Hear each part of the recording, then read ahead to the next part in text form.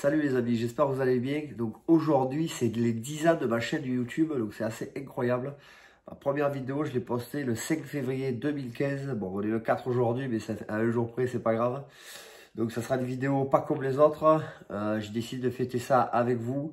Sur les réseaux, je vous avais demandé de me poser des questions que je pourrais y répondre avec toute sincérité. Donc je pense que je pourrais pas répondre à tout le monde, mais j'essaierai de répondre à un maximum. Cette vidéo donc sera en deux parties. D'abord, je vais blaguer et répondre à vos questions et vous expliquer pourquoi j'aime la chasse et pourquoi je fais des vidéos de chasse. Et la deuxième, bien sûr, avec des séquences de toutes les étapes d'une journée de chasse. Bon, en battu, je chasse beaucoup en battu. Malheureusement, je me suis aperçu que la semaine dernière que c'était les 10 ans de ma chaîne YouTube. Du coup, j'ai fait encore cette vidéo dans la précipitation. J'ai pas beaucoup de temps et j'aime bien faire les choses à l'instant T. Le jour même, donc c'est pour ça qu'on est le premier mardi du mois, c'est le 4 février, ma chaîne YouTube c'était le 5 février, donc du coup à un jour près c'est bon, donc c'est pour ça que j'ai voulu vous la faire à tout prix aujourd'hui. Donc il y aura toutes les étapes donc, de la chasse comme je le disais, le rog, des tirs, il y aura bien sûr des loupés, des scènes inédites que j'avais jamais mis, voilà, le savoir-faire, l'éthique, enfin, bref, tout ce que pour moi représente la chasse, donc j'espère que cette vidéo va vous plaire, je tenais à vous remercier, donc c'est grâce à vous si j'ai encore envie de faire des vidéos parce que c'est vraiment beaucoup de travail pour monter une vidéo et surtout pour tourner une vidéo. Là maintenant j'ai une dizaine de caméras donc il faut charger tout ça la veille. Vous demanderez à mon Sam, elle n'en peut plus. Enfin bref. Tout ça bien sûr, le seul but c'est de valoriser la chasse et de défendre la chasse. Voilà. Donc je ne vous en dis pas plus et maintenant je réponds à vos questions. Voilà. Donc la première question c'était... Ton plus beau souvenir de chasse. Alors, mon plus beau souvenir de chasse, j'ai été invité à Bréau, c'est dans les Cévennes, par Sébastien. C'était en 2018-2019 et j'y étais allé chasser avec Alexandre, un collègue qui habitait pas loin de la maison. Donc, nous voilà partis pour 1h15, 1h30 de route. Nous arrivons sur place. Donc, on se rejoint de mémoire dans un petit bureau de tabac à café pour boire le café le matin. Et c'est parti, on rejoint les collègues, donc le rang est fait, les consignes et tout. Donc, je suis sur une ligne où on est 4 ou 5 de mémoire. J'avais beaucoup de matériel, comme d'habitude. Et en fait, donc on commence à marcher, on marche à peu près 20 minutes. Et là, le premier poste est là, donc vous le savez tous. Quand on arrive sur une ligne et que le premier poste est là, personne ne veut y aller.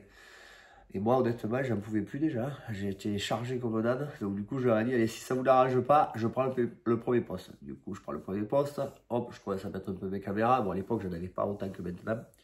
Je n'avais pas d'appareil photo pour zoomer super loin. C'est dommage parce que là, on aurait pu voir une belle scène. Et du coup, donc, je me poste.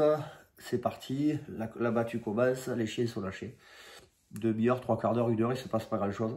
Puis d'un coup, hop, j'entends un petit chien au ferme en face de moi. Si vous voulez, ça fait un petit vallon, et après une grande colline qui est entre 200 et 300 mètres. Donc pas plus, les chiens se calent au ferme. J'appelle mon collègue qui est en bas dans la combe pour ici y aller. Il appelle un piqueur pour qu'il y aille. Il monte. Quand il arrive à 50 mètres du ferme, il avait des grands chiens. Les grands chiens, ça monte, ça démarre. Je vois le premier sanglier. Il me passe à 200, 220 mètres, et hop, il venait vers nous. Donc je ne vais pas le tirer loin alors qu'il venait sur notre ligne. Je laisse faire, et hop, d'un coup, bang, le collègue en dessous, Alex, le tire. Et il le fait. Les chiens retournent, hop, encore un ferme, incroyable. Pareil, belle scène, ferme, le piqueur y va, il attisse les chiens, hop, ça démarre. Et là, ce sanglier sortira de la chasse. Je l'ai vu, mais bon, le piqueur n'était pas très loin. C'était pas dangereux, mais j'ai préféré pas tirer. Donc les chiens reviennent un moment après. Et là, les chiens, les deux grands chiens commencent à prendre un pied. Et je pensais qu'ils faisaient le contre au premier sanglier parce qu'ils passaient au même endroit que le premier sanglier qui était sorti. Et là, ils se calent au ferme, à peu près à 200 mètres du piqueur. Ils se calent au ferme. Puis d'un coup, ça démarre. Et là, ça démarre. Et là, c'est un sanglier. Vous voyez, les sangliers qui font plus de 80 kg, ils ont une démarche. C'est pas la même. Ils sont comme ça. Bon. Et je vois ce sanglier. Et là, du coup, j'ai dit, allez. J'en ai vu 2, j'en mets 203, le troisième je le tire. Donc je mets ma lunette à x6, je me cale avec mon trépied, je le suis, et à un moment donné il va passer bien en travers, Bon, il trottinait, il courait pas à fond, il trottinait. Donc, il passe en travers, je le prends, bam, je tire. Bien sûr, je perds le vivier, surtout à cette distance. Et je le vois plus. Et l'échec, il démarre, et ça descend, ça descend, ça descend. Et bang, c'est tiré en bas, d'un coup. Donc j'appelle mon collègue, j'ai dit, mais écoute, je viens de tirer un gros sanglier tout noir. Demande à celui qui a tiré, il avait tué, si c'est le même sanglier. Du coup, il me dit, il a tiré les sangliers, tout noir aussi. Le poids, il ne sait pas trop parce qu'il le tire à 80 mètres dans les châtaigniers. Donc on ira voir en fin de battue. Pas plus, fin de battue arrive. Pour moi, j'ai raté mon sanglier. J'avais même fait le story ce jour-là. Est-ce que j'ai tué ou raté? On rentre à la voiture, donc 20 minutes de marche, on fait 10 minutes de voiture. Et là, on arrive, on ne se rejoint pas au rendez-vous, mais au milieu des bois. Et donc, on a tué 4 sangliers de mémoire. 4 sangliers, et je vois un sanglier de 80 kg tout noir. Je me dis, ben voilà mon sanglier au collègue. Et le collègue, il me dit, non, mais c'est pas ton sanglier, ça c'est le mien que j'ai tué, mais pas du tout au même endroit. Ben, j'ai dit, moi, je vais aller voir mon coup de carabine. Alors, ils me disent, ah bon et tout. Mais j'ai dit, écoute, le temps que vous allez manger, moi, je vais voir mon coup de carabine, parce que moi, si j'ai tiré, c'est pour aller voir, sinon je tire pas. Et c'est pas une histoire de distance, c'est une histoire, c'est que quand on tire, parce que même des fois, il y en a qui tirent à 30 mètres, ils pensent l'avoir raté, ils vont pas avoir leur coup de fusil, en fait, ils l'ont touché. Donc, ça, c'est une grave erreur. Moi, je pars du principe que si je tire, c'est pour aller avoir mon coup de fusil, sinon je tire pas. Donc du coup, le collègue, il me dit, bon, ben vas-y si tu veux, mais il me dit, mais bon, on chasse pas après-midi parce qu'on en a tué 4, c'est déjà joli, on n'était pas nombreux, on était une petite dizaine. Donc du coup, voilà. Donc du coup, je dis, mais j'y retourne. Mon collègue qui était venu avec moi, Alex, m'accompagne, et un autre jeune m'accompagne. Au moment de partir, il y en a un qui dit, ah comme, tu veux aller voir le sanglier qui est tombé de la falaise? Je dis, pardon, comment ça, tombé de la falaise? Ouais, j'ai entendu tirer, j'ai vu un sanglier qui s'est jeté de la falaise d'au moins 10 mètres d'eau. Il dit, là déjà, ça m'a encore plus motivé. J'ai dit, les sangliers, ça ne saute pas d'une falaise, à part que vraiment, ils soient poussés par plein de chiens, mais voilà. Donc du coup, on y retourne, 10 minutes de voiture, 20 minutes de marche, on arrive au poste. Alors en général, il y en a un qui reste au poste pour guider, mais là, le problème, c'est qu'on ne captait pas. Et par chance, là où j'avais tiré, c'était en dessous d'un grand rocher tout droit, donc c'était facile à repérer. Donc du coup, tous les trois, on y va. Et là, on met 45 minutes pour arriver au coup de carabine. Et en fait, moi, je monte là où j'ai tiré. Bon, je monte dans les rochers, il y avait au moins 15 mètres de haut. C'était large de 1,50 m, il y avait des graviers, on glissait, tout ça. Moi, j'ai le vertige un peu ça, donc je faisais attention quand même. J'avais pris ma carabine, bien sûr, au cas où le sanglier soit blessé. Bon, elle n'était pas chargée, bien sûr. Donc je suivais, j'arrive, je me tourne, je vois où j'ai tiré. Hop, c'est bien là que j'ai tiré. Je regarde, pas de sang, pas d'impact de balle, je trouve rien. Et les collègues étaient passés par là. Et là, d'un coup, j'entends Bruce, il y est. Alors là, j'étais comme un gamin. Vite, je descends, et là j'arrive et je vois quoi? Je vois ce sanglier. Alors, je savais qu'avec plus de 220 mètres, et je savais qu'il faisait plus de 80 kg. Et là j'arrive, et alors là, un sanglier énorme, tout noir, un peu de marron, des dents comme ça. Voilà, c'était mon plus beau souvenir de chasse. J'appelle le collègue qui était resté à la cabane, et j'ai dit, voilà, j'ai tué un sanglier, et un très gros sanglier. Il faut que tu viennes nous aider parce que je ne sais pas du tout par où passer. Donc du coup, nous a rejoint. Et on a mis 1h45 pour descendre le sanglier. Et c'est un de mes plus beaux souvenirs de chasse. On en a vraiment chié. J'avais bu un coup dans la rivière. Enfin, on était bien il y avait une torrente de fou. C'était vraiment incroyable. Donc ce sanglier pesait 116 kg.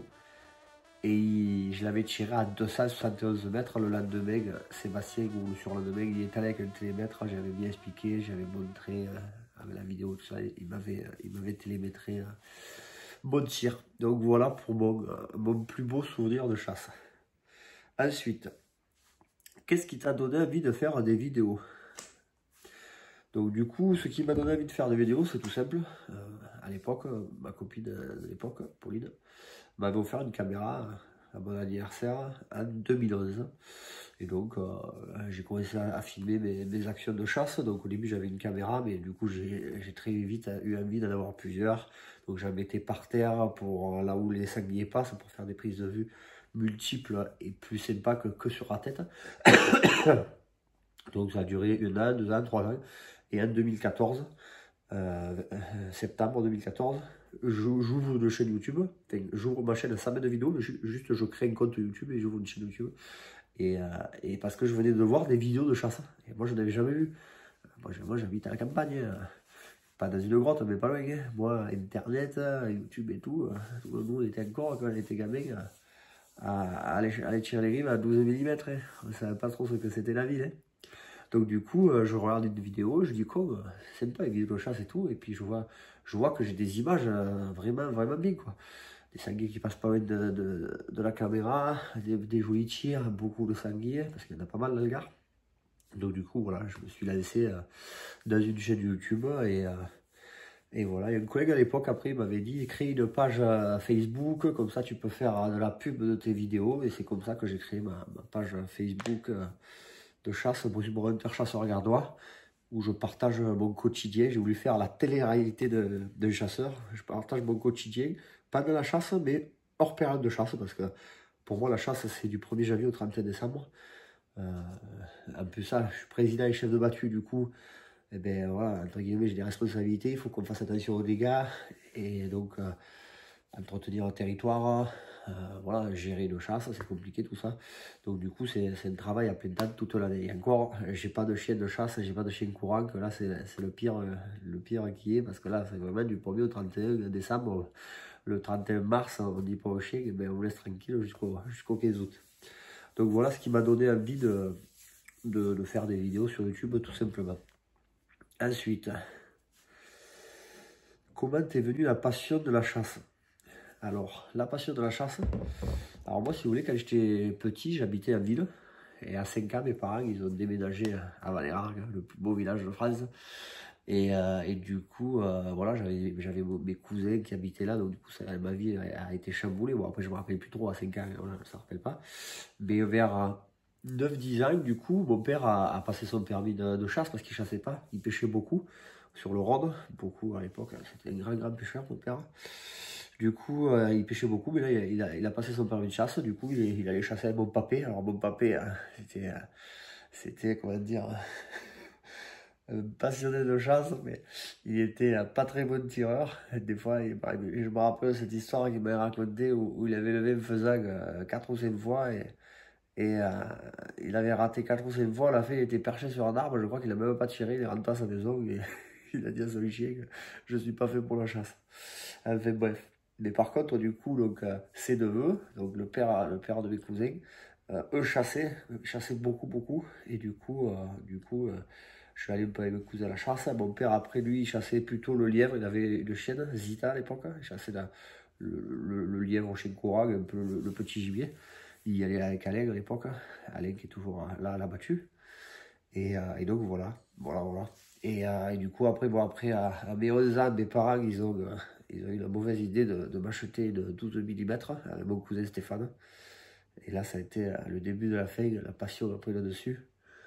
Quand il faisait du vent du nord et qu'il faisait froid, on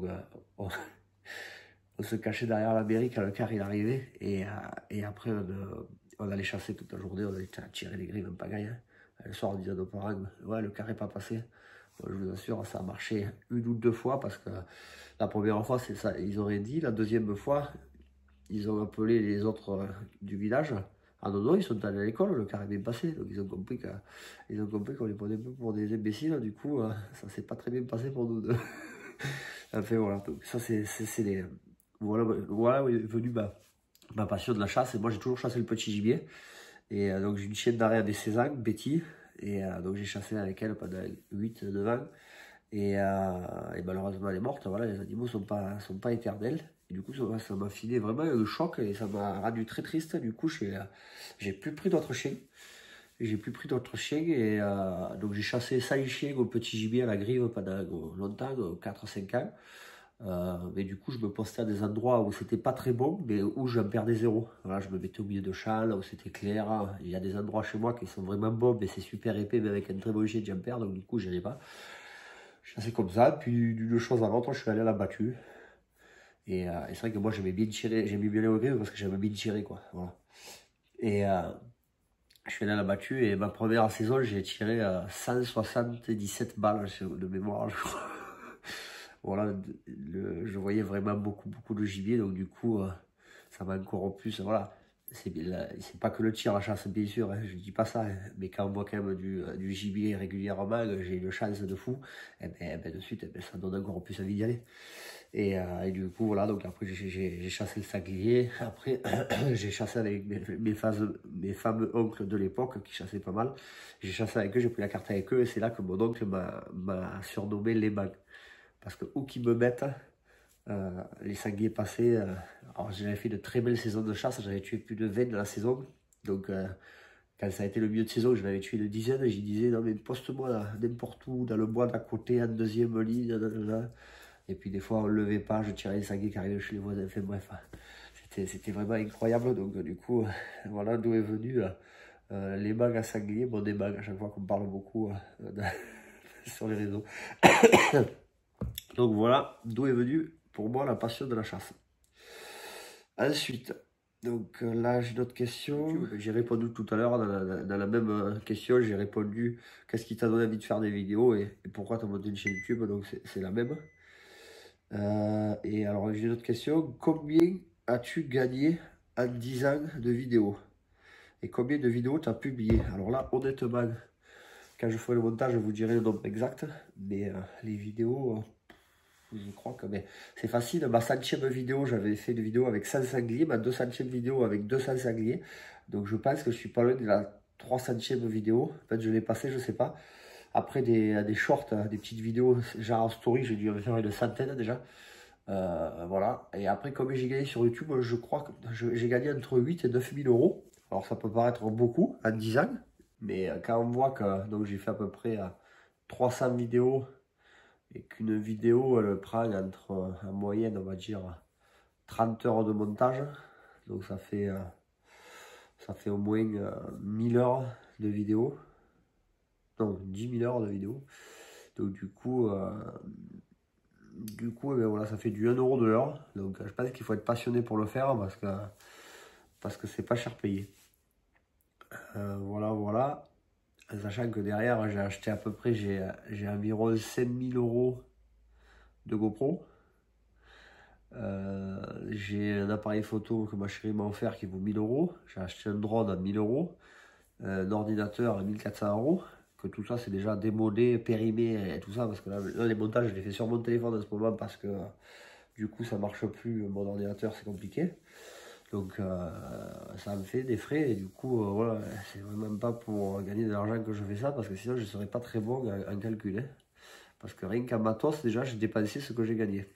Plus toutes les heures que j'ai fait à faire des montages vidéo, plus toutes les heures que je passe le soir à rentrer de la battue, à enregistrer toutes les scènes que j'ai faites dans la journée, prendre le temps de charger tout ça. J'ai à peu près 1 heure à chaque veille de chasse à mettre tout en charge.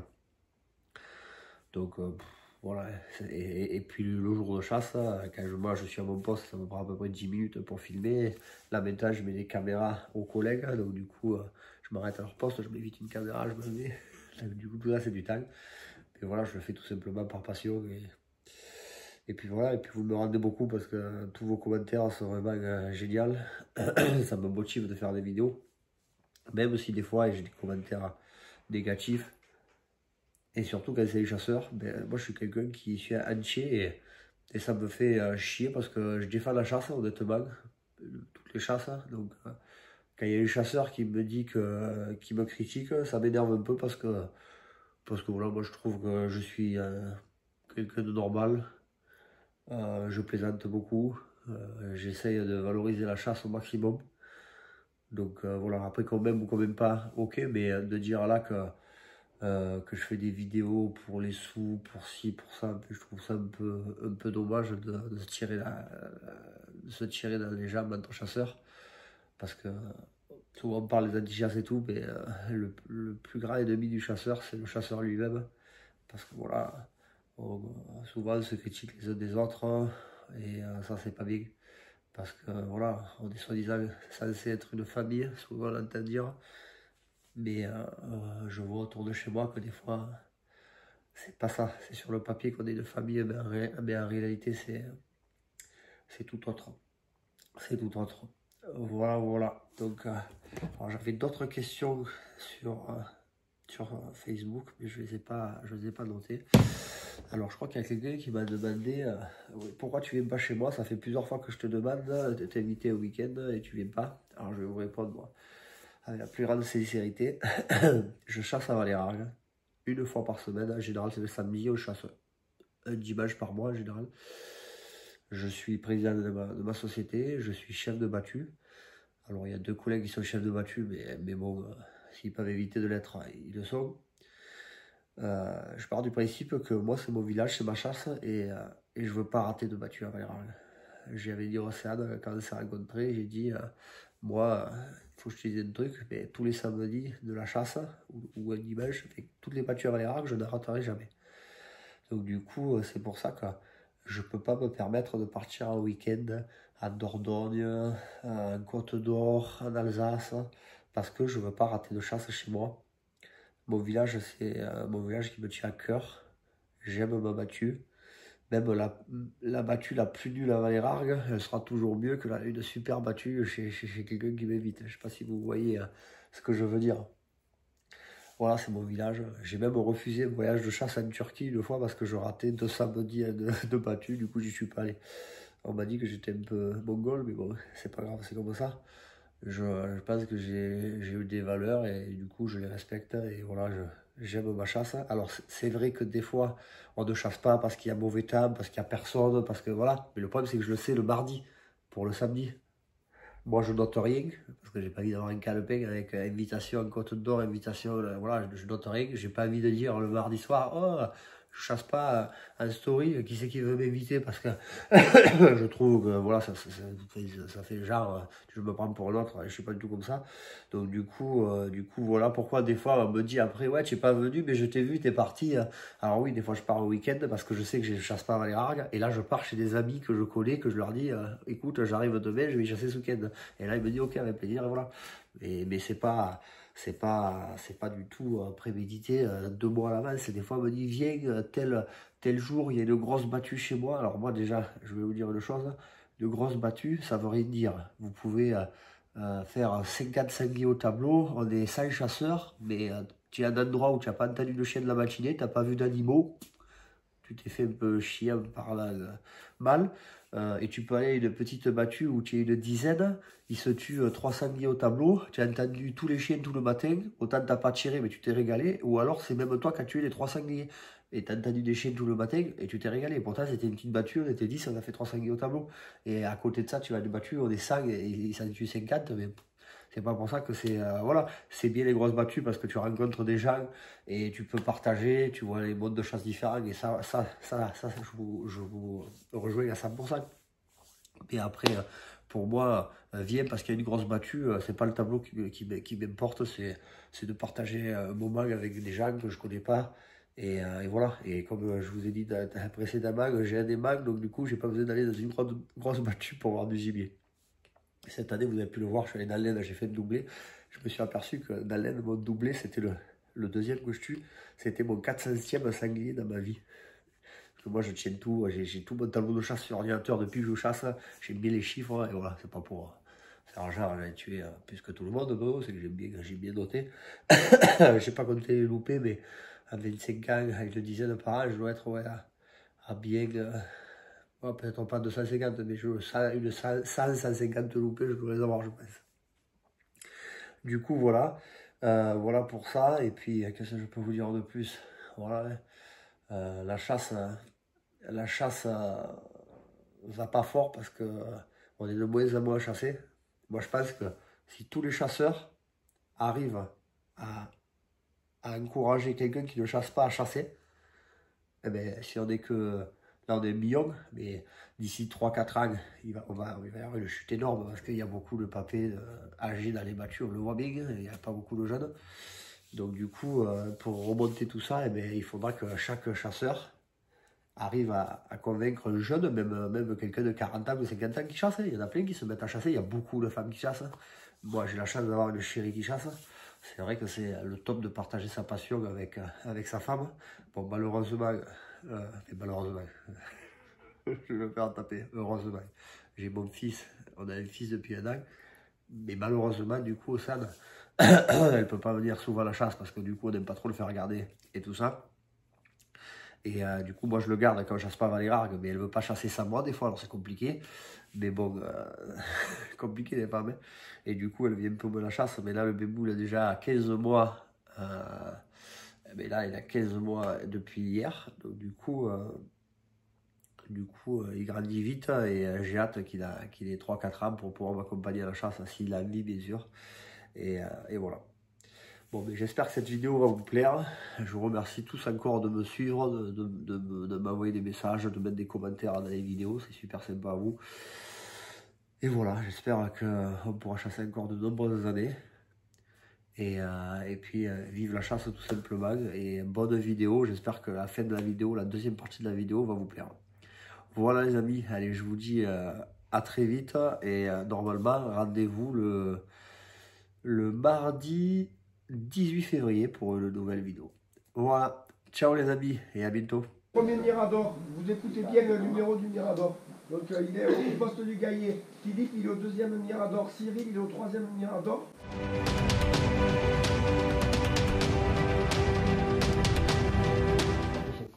Voilà, je pense que j'ai tout dit, surtout soyez prudents.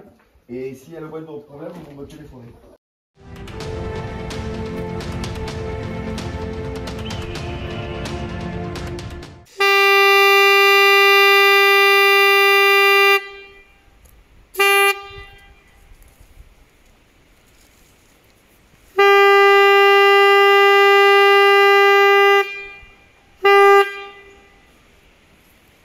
À quel poste, gamin? Je sais plus. Tu sais plus? Non. Ton père y a été il y a pas longtemps ci? Oui, là où il a raté les 15 là. Il a raté les 15. Oh, pas alors. S'il a raté les 15, on ne pas qu'on les rate aussi. T'es meilleur que lui, tu vas pas les rater. Il n'y a pas de bon ou de mauvais à la chasse. Battu terminé. Beaucoup d'émotions aujourd'hui avec ce sanglier. Puis un peu de ça derrière le finir au ferme. Et voilà, on dira que c'était une journée parfaite. Hein, en compagnie de Timéo. Voilà, il faut jamais lâcher les... Il faut toujours que tu aies une main qui tienne et les deux pieds. Voilà.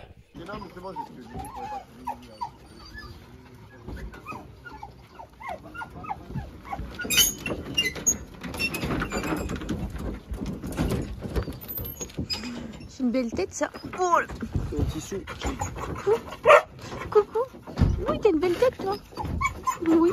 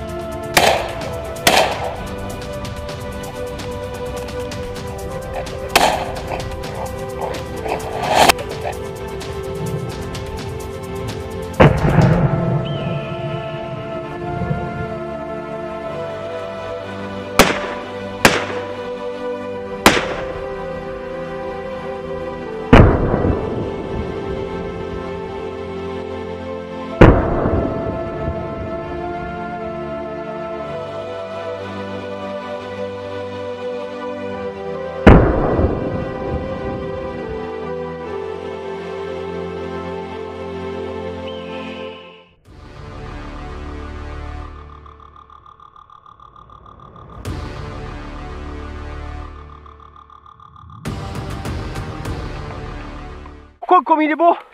Oh putain, qu'il est armé et tout. Il est magnifique. Ah ouais, un beau sanglier.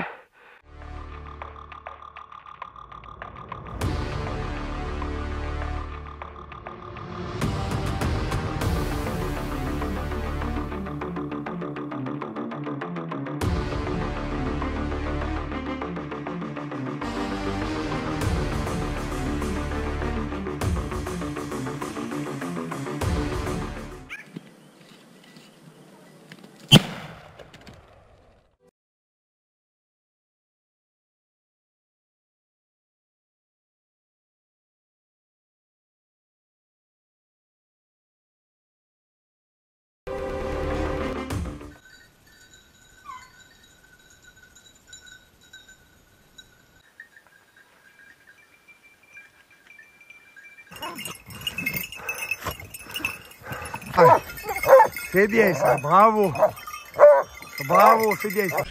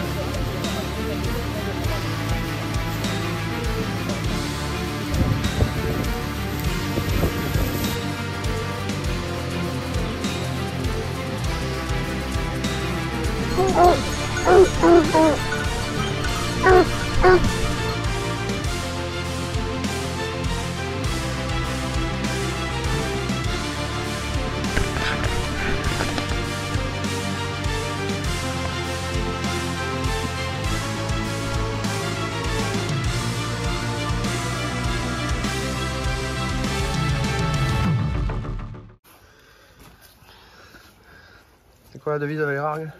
Celui qui tue, il dépèse. Donc du coup, qu'est-ce que ça fait? Non, on dépèse. Bizarrement, toi t'en fais pas aujourd'hui. Ben non, je l'avais pas fait. Je vais pas déposer.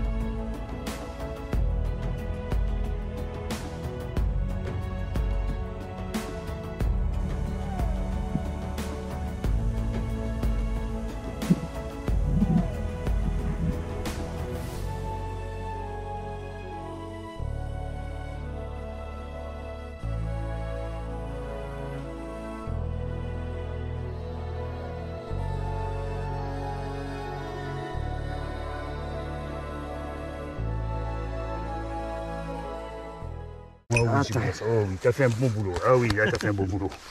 T'étais chiant au début, mais il y a trop de bêtes. Hein, mais tu l'as pas lâché. Hein, tu l'as pas lâché. Hein. C'est bien, mon titi. Donc voilà, mais la balle, elle était. Elle était là, hein. Elle agitée arrière. Tu as traversé. Ouais, elle a traversé. Tu as essayé quand tu avais la protection, tu as traversé. Bon, allez, c'est parti. On va faire ce contrôle de tir. C'est par là, Philippe. Allez, Philippe. Oui. Et voilà, il a froid, il a pas l'habitude, pourtant il habite un peu dans la montagne, il chasse dans les Cévennes, mais à Valera, Gavine, ça pique. Ça pique chez toi. Et c'est Indy ça. Indy, ouais. Voilà, Indy. Allez. Donc on part sur un contrôle de tir. Hein. Voilà, c'est à l'origine un contrôle de tir, mais bon, apparemment il y a eu des indices qui ont fait que je pense l'avoir touché. Parce que le déchet va nous montrer. Voilà. Il a passé dessous, tu comprends? Ouais, on voit, ouais. Ça frotte du côté, tu ouvres et toi, c'est à profit de toi, c'est sûr. Hein. N'hésitez pas à appeler conducteur chez Nessan parce que eux ils sont là pour ça, ça leur fait plaisir. Et voilà, je remercie Jérôme d'être venu contrôler. Voilà. Bon, merci boss.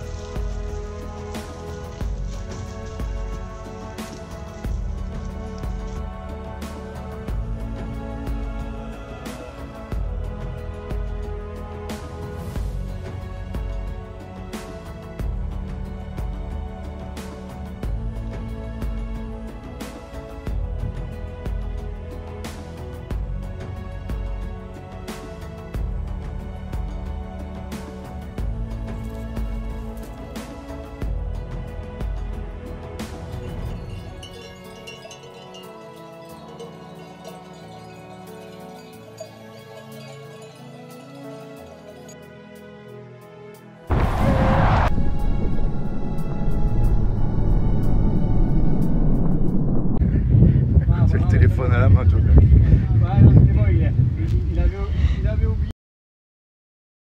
Ça va? Quoi? Ça va? Pourquoi? Je sais pas. Ça t'a pissé?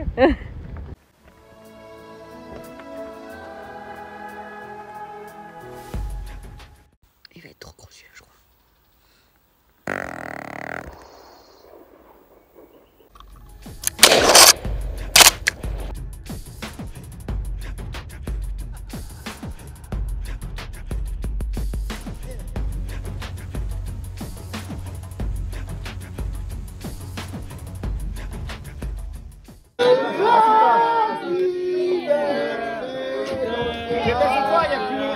Il va plus y avoir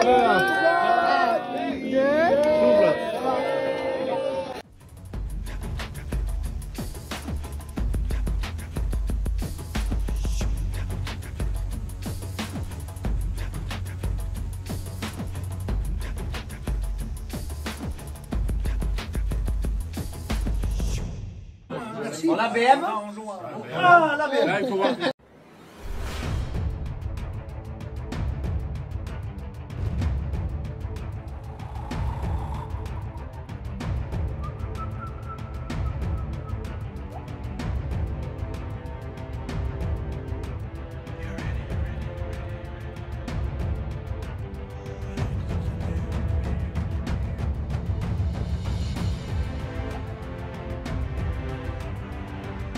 Salut les amis, j'espère que vous allez bien. Donc nous voilà parti direction la plus belle commune de France, Valérargues bien sûr.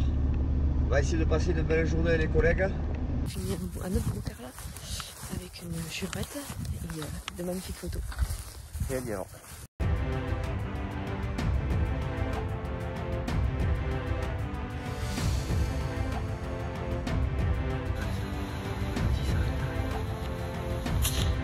Oh là là.